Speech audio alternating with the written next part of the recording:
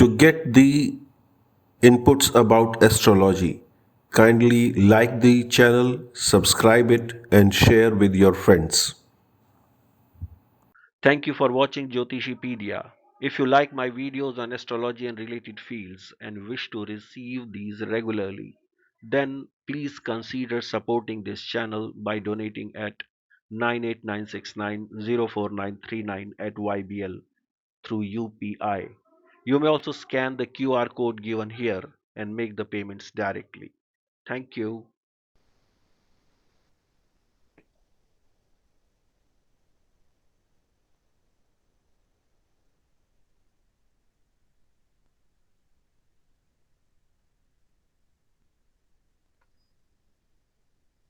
Screen दिखाई दे रही है आप लोगों को?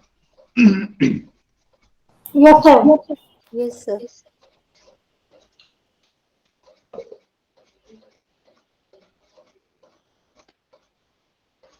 दीपक तो जला लिया होगा आप सभी ने।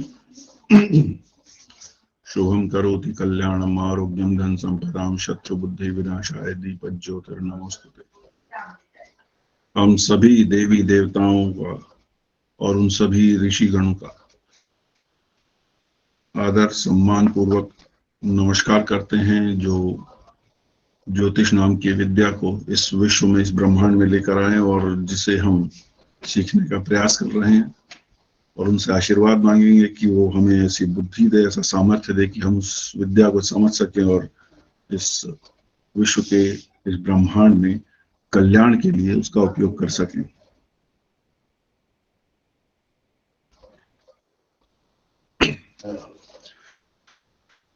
ये सारे डब्बे भर गए। व्यय भाव, हाउस ऑफ लॉसेस। एक चीज समझिएगा, लॉस गेन या जीवन में जो कुछ भी होता है वो कंटेक्सचुअल है, संदर्भ के अनुसार है कि वो लाभ है या हानि है। जैसे क्या होता है कि कोई व्यक्ति बहुत वयोवृद्ध है और चलने में असमर्थ हो गया है, अपनी देखभाल स्वयं नहीं कर पाता है, और भगवान अगर उसका देहांत हो जाता है तो उसे क्या कहा जाता है कि अच्छा हुआ मुक्ति मिली, तंग हो रहा था व्यक्ति। तो उसके जीवन का तो लॉस हो गया, लेकिन उसके कष्ट देखते हुए ये माना जाता है कि वो मुक्त हो गया कष्ट से।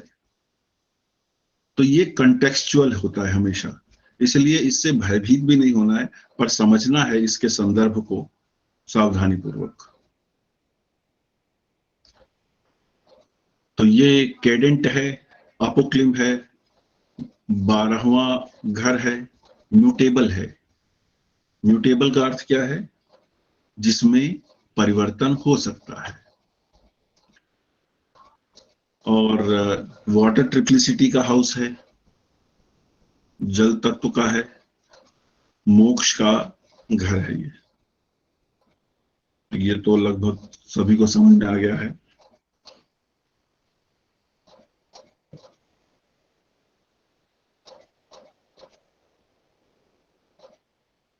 बृहद पराशर होरा शास्त्र में कहा है, व्ययम वैरी वृतांत रीफम मत्यादिकम तथा व्यायाचैष ही ज्ञातव्य मिनि सर्वत्र धीमता। 12वें घर से हम व्ययम, खर्च, हर प्रकार के खर्च, हर तरह का एक्सपेंडिचर, वेरी वृत्तांत, history of enemy, details of the enemy, वो one's own health, own death, ज्ञातव्य मीनी सर्वत्र धीमता। एक्चुअली ये एरर है, one's own death है ये। मतलब अपनी मृत्यु, अपने धन का व्यय और वैरी वृत्तांत, ये मुख्य 3 बिंदु बताए हैं पराशर ऋषि ने। आगे हम चलते हैं। accidents and wounds thereof, दुर्घटनाएं और उसके जो जख्म हैं, ये 12वें घर से देखी जाती है। 8वें घर से पीड़ा देखी जाती है, 12वां घर जख्म बताता है। एक्टिविटीज सिसेशन thereof, सिसेशन मतलब टू सीज, समाप्त होना, रुकना। हम कोई कार्य कर रहे हैं, उनकी समाप्ति, उनमें किसी प्रकार की रुकावट, वो 12वें घर से देखी जाएगी। एजिटेशन ऑफ माइंड, पहला घर हमारा माइंड है, क्योंकि पहला घर लग्न जो है वो हमारी पूरी पर्सनैलिटी है, इसलिए वो हमारा थॉट भी है, हमारा माइंड भी है। और उसका एजिटेशन, एजिटेशन का मतलब क्या है? मंथन। एजिटेशन का ये भी होता है कि दिमाग स्थिर नहीं है, किसी वजह से बहुत परेशान है। पर अगर हम मंथन कहें तो वो हर दृष्टि से सकारात्मक भी हो सकता है और नकारात्मक भी हो सकता है। किसी स्ट्रेस की वजह से दिमाग में मंथन चल रहा है, या हम किसी अच्छे कार्य को करने के लिए मंथन कर रहे हैं। पहला घर हमारा दिमाग है, 12वां उसका खर्च है, इसलिए वो एजिटेशन है। यानी कि पहला घर यदि काम माइंड है तो 12th हाउस एजिटेटेड माइंड है। मेंटल एजिटेशन, ये उसी की एक और। ऑल काइंड्स ऑफ मिसफॉर्च्यून, हर प्रकार का दुर्दैव, दुर्भाग्य 12वें घर से देखा जाता है। मेंटल एंग्विश, असैसिनेशन, हत्याएं, ये भी 12वें घर से। प्लेजर्स ऑफ बेड, ये भी 12वें घर से देखा जाता है। बेड, बेडरूम, ये सभी 12वें घर से देखी जाती है। बेनिफिक, केडेंट हाउस, केडेंट हाउस तो हमने देख ही लिया है। ये बेनिफिक किस सेंस में है, ये आगे समझ में आ जाएगा। कैटल, कैटल या एनिमल्स का हाउस, मेन हाउस 6th होता है, तो 12th क्यों हो सकता है? 12th इसलिए हो सकता है क्योंकि जो 12th हाउस है वो जंगल भी है। तो यदि छठा घर पालतू जानवर है तो 12वां घर उन जानवरों का है जो जंगल में विचरण करते हैं। जंगल में कैटल भी होते हैं, क्योंकि लोग जंगलों में भी निवास करते हैं, ऐसी बात नहीं, आज भी करते हैं। तो वो जो वन क्षेत्र के अंदर रहते हैं, ये उनकी बात कर रहा है, या एनिमल्स जो वन क्षेत्र में रहेंगे उनकी बात हो रहा है। सिचुएशन ऑफ एक्टिविटीज, चैरिटीज, पर वो दान कैटल दक्षिणा। कहलाएंगे, जी, पर वो कैटल कहलाएंगे, जंगली जंतु। नहीं, वो उसके कैटल भी, जैसे क्या मान लीजिए, वो आप उस काल की कल्पना कीजिए कि ऋषि के आश्रम होते थे, वो तो वन के अंदर होते थे, जी ठीक है ना। तो वो जो ह्यूमनली इनहेबिटेड जो प्लेस है, वहां ना होकर वो जो रिमोट और वो जंगल के बीच में है, उनकी बात है ये मेनली। जब जैसे मान लीजिए शेर चीता है, अब वो छठे घर से नहीं देखे जाएंगे, वो मेनली 12th हाउस से ही देखे जाएंगे, क्योंकि उनको कोई पालेगा नहीं। चैरिटीज, दान दक्षिणा, खैरात, charity activities. Common confinement, common confinement यानी कि जेल। कल्टीवेशन, कल्टीवेशन क्यों? छठा घर खेत है, फार्म्स है, फार्म लैंड है, फार्मिंग लैंड है। तो जहां पे चीजें बोई जाती हैं, तो उसका ऑपोजिट है, ये 7th हाउस है, 6th का 7th है, तो यहां पे हम कल्टीवेशन को भी देख सकते हैं। Death, debt, discharge of debt, ये है discharge of debt. Discharge of debt क्यों है ये? देखिए, अब मैं बोला था कि आप 7th हाउस को जरूर ध्यान में रखिए। ये किसका 7th है? 6th हाउस का। 12th हाउस 6th हाउस का 7th हाउस है। 6th, 1 2 3 4 5 6 7, 6th का ऑपोजिट है ये। तो यहां पे काफी सारी सिग्निफिकेशन आप वहीं से डिराइव कर सकते हैं। डिस्चार्ज ऑफ डेट, कर्ज से मुक्ति, छठा घर कर्ज का है, डेट का है। तो 12वां घर क्या है? वो डेट खत्म हो जाएगा। तो अब देखिए, कहने को ये हाउस ऑफ लॉसेस है, लेकिन ये भी बताता है कि आपको कर्ज से मुक्ति दिला सकता है ये घर। 12th हाउस कर्जे से मुक्ति दिलाता है। Debts of the spouse, spouse का डेट क्यों है ये? जो 6th हाउस है इन जनरल वो डेट का है, तो 7th हाउस स्पाउस का होता है। 1 2 3 4 5 6, ये स्पाउस का 6th हाउस है। जब ये स्पाउस का 6th है तो स्पाउस के एनिमी, स्पाउस का डेट, स्पाउस के पालतू जानवर, स्पाउस के घर के जो पालतू जानवर होंगे वो सब 6th ये 12th हाउस से देखे जाएंगे। रीपेमेंट ऑफ डेट, ये डिस्चार्ज ऑफ डेट और रीपेमेंट ऑफ डेट वही चीज हो गई। डिसीवर्स, धोखा, हिडन, गुप्त लोग, गुप्त धोखा, मतलब आप धोखा कहां से खा रहे हैं आपको पता ही नहीं लगेगा। ये वो लोगों का घर है। डिसेप्शन, धोखा और डिसीवर्स धोखा देने वाले। डिस्चार्ज ऑफ डेट हो गया disgrace, loss of every kind, इसमें मान सम्मान का व्यय भी 12वें घर से है। क्योंकि एग्जाम्पल के लिए, बस समझाने के लिए, ये देखिए कि जो 12वां घर है वह जेल भी है। तो मान लीजिए किसी को जेल हो गया, कारण कौन देखने की कोशिश करता है? जेल हो गई तो नेगेटिव इमेज आती ही है, डिसग्रेस आती ही है। डिसओबीडियंस,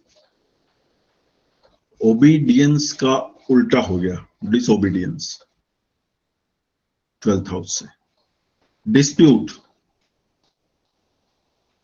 डिस्टर्ब माइंड, ये हमने एजिटेटेड माइंड की बात कर ली है। डोनेशन, चैरिटी हमने कर लिया है।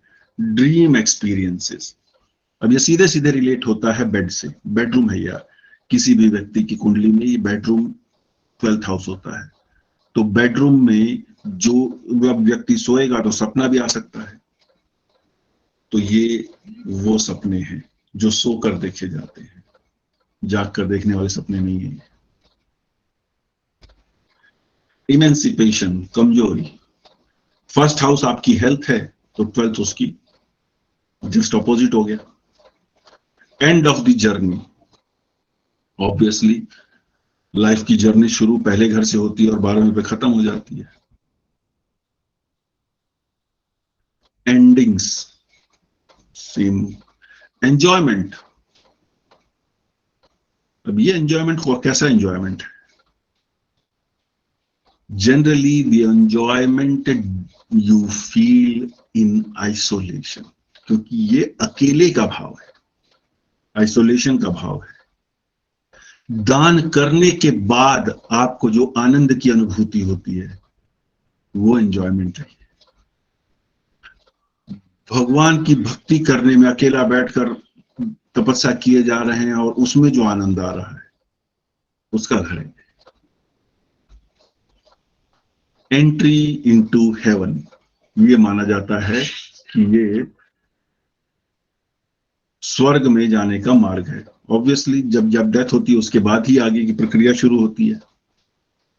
Expenditures of all kind, expenditure, expenses to institutions, expenditure, आप हर तरह के एक्सपेंडिचर इसके अंदर ले सकते हैं। जो रूटीन में एक्सपेंडिचर हो रहा है वो भी, सडन एक्सपेंडिचर हो रहा है वो भी, किसी का डेट रिपेमेंट हो रहा है तब भी एक्सपेंडिचर ही है वो। अगर मैं किसी का कर्जा उतार रहा हूं तो मेरा पैसा तो जा रहा है ना, मेरे पास तो नहीं रुक रहा ना, वो भी एक एक्सपेंडिचर है। तो ये इंस्टीट्यूशन वाली जो बात है वो यहाँ पे आ जाती है।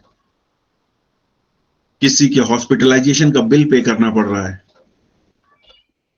बिल मैं पे कर पा रहा हूं। किसी को लोन है लिया था मैंने, वो रीपे कर पा रहा हूं। कोई भी डेट है वो मैं उसको चुका पा रहा हूं, लेकिन मेरे पास तो कुछ नहीं बच रहा है ना। तो इसलिए एक्सपेंसेस भी हैं और अपने पास कुछ बचने वाला भी नहीं है। एक्सपीरियंसेस इन द ड्रीम, ये हो गया ड्रीम एक्सपीरियंसेस। आई, ये आंख का भी है। Right I of males, left I of females. Second house क्या था? Left I of males and right I of females था। इसका जस्ट ऑपोजिट था जो सेकंड हाउस है। और लेफ्ट जो 12th हाउस है वो मेल्स की राइट आई और फीमेल्स की लेफ्ट आई है। फॉल फ्रॉम पोजीशन, डिसग्रेस हमने अभी पढ़ा था कहीं पे, ये disgrace, fall from position. Fathers permanent possessions, कोई बता सकता है क्यों कह रहे हैं फादर्स परमानेंट पोजेशंस? कोई लगा सकता है अंदाजा?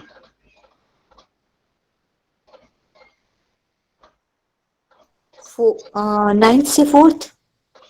यस, 1 2 3 4। तो एक तरीके से ये पिता का घर भी है, यानी कि आपका दादका यहां पर भी हो सकता है।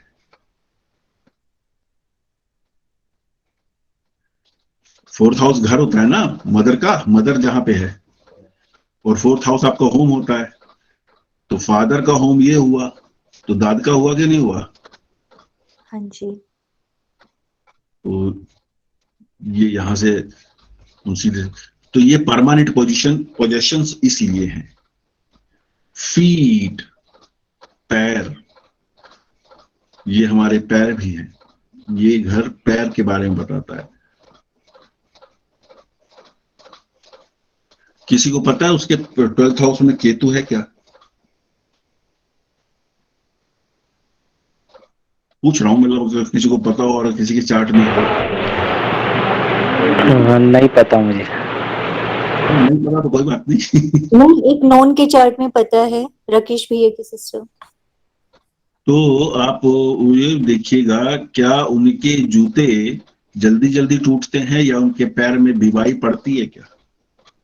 ओके, पूछ कर बताइए। या कुछ तलवों में कुछ दिक्कत रहती है? हाँ, मतलब वैसे लोअर रीजन में प्रॉब्लम तो है, बहुत प्रॉब्लम है। हाँ, तो ये फीट हो गया ना 12th हाउस। 12th हाउस आपके शूज भी हैं। ओके जी। तो यहाँ पे अगर कोई अच्छा सा प्लेनेट रखा हुआ है, मान लीजिए कोई वीनस आपके 12th हाउस लॉर्ड के साथ बैठा है यहाँ पे, या वीनस बैठ गया, तो आप जूतों पे बहुत खर्चा करेंगे लैविशली। तो मतलब मैं वैसे जी, मेरे हस्बैंड के है 12th हाउस में केतु। उनके पैर में कोई प्रॉब्लम? हाँ, बहुत दर्द रहती है उनके घुटनों में और पैरों में, मतलब सोते हुए उनको चाहिए कि मेरे कोई पैर दबाए, मतलब इतनी दर्द रहती है उनके।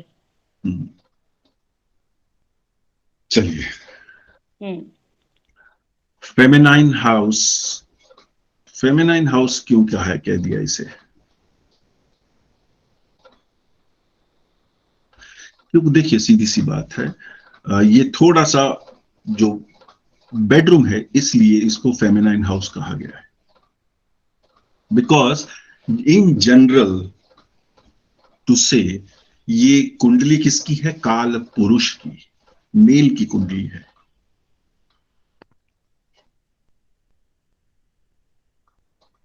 and bedroom is a place where both husband and wife come together. इसलिए फॉरेन रेजिडेंस, ये हाउस फॉरेन का भी है, विदेश का भी है। अब विदेश ज्योतिष के कंटेक्स्ट में क्या है? विदेश ज्योतिष के कंटेक्स्ट में आज की जो टेरिटोरियल फॉरेन कंट्री है उसकी बात नहीं हो रही है, जो फॉरेन की बाउंड्रीज है उसकी बात नहीं है। Any place which is culturally different from the native place, जहां थोड़ा सा रहन सहन में अंतर हो, फूड हैबिट्स में थोड़ा मोड़ा अंतर हो, प्रैक्टिसेस में थोड़ा सा अंतर हो, भाषा में अंतर हो, वो जगह फॉरेन हो जाती है। यानी कि एक नॉर्थ इंडियन के लिए साउथ इंडिया भी फॉरेन है, ईस्ट इंडियन के लिए साउथ इंडिया या वेस्ट इंडिया फॉरेन है, एंड कन्वर्सली ऑल्सो। फॉरेन का मतलब ये हो गया कि आप अपने जन्म स्थान से काफी दूर हैं। हाँ, मतलब इवन स्टेट चेंज हो जाए तो भी मतलब स्टेट चेंज में भी बहुत ज्यादा नहीं हम कह सकते। कारण क्या है? मतलब अपने रेजिडेंस है, दिल्ली एनसीआर है, वो करनाल तक आया हुआ है। ओके, तो आप क्या बोलेंगे? आप हरियाणा में है कि दिल्ली में है? तो फिर इट मींस रेजिडेंस से चेंज नहीं माना जाएगा, चेंज आएगा ही। अपना अपना वाला रेजिडेंस छोड़ दिए जहां पैदा हुआ था। हाँ, यस, वहां से तो दूर है ही है। I was born in Varanasi and I am after my birth, मतलब इनिशियल शायद 4-5 साल के बाद या 4 साल के बाद से मैं बाहर ही हूँ। आई एम इन हरियाणा। तो मींस फॉरेन मींस वही आ गया कि देखो यहाँ भाषा अलग है, फूड हैबिट्स अलग है, छोड़ दिया हमने, बर्थ प्लेस छूट गया, तो ये फॉरेन हो गया। ओके। और ये फॉरेन तब तक है, तब तक रहा जब तक मैं यहाँ का ऑन पेपर लीगल रेजिडेंट नहीं हो गया। ऑन पेपर का मतलब ration card. Okay. Moment my ration card got made, I became a native of this place. तो अभी ये मेरे लिए फॉरेन नहीं है, अब नहीं है। ठीक है ना? पर हाँ, चार्ट को देखेंगे तो अगर 12th लॉर्ड से लग्न का कनेक्शन बनता है तो वो फॉरेन प्लेस को ले जाएगा। और फॉरेन का मतलब any place which is culturally different. Fraud, धोखे। फ्रूटफुल, फ्रूट क्या है? It is the end result of any good activity, इसलिए इसको फ्रूटफुल हाउस भी बोला गया है। पर कौन सा फ्रूट है ये? When you feel happy leaving everything, किसी चीज का लाग लपेट नहीं रह जाता, और तब की जो प्रसन्नता है वो फ्रूट है ये। गिविंग अप द बेड, ये उसका जस्ट रिवर्स है। Enjoying the bed and giving up the bed. Giving up the bed का मतलब क्या हुआ? ये सन्यासी करते हैं, वो पलंग पे नहीं सोते, वो भूमि शयन करते हैं। धान की पराली बिछाकर या किसी भी वो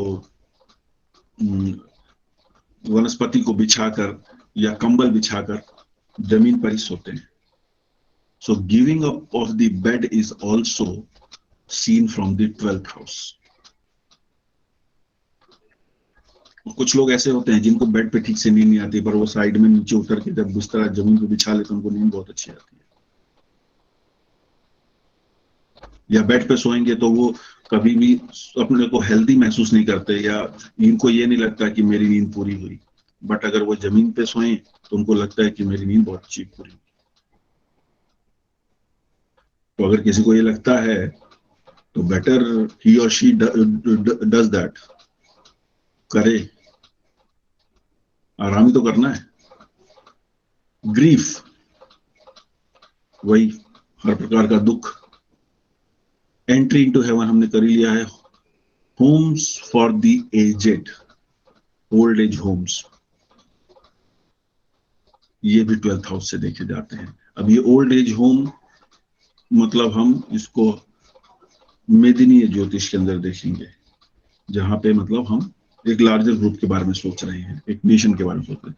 hospitals 12th house, hospitalisation 12th house, loss of husband. अब ये लॉस ऑफ हस्बैंड क्यों हुआ?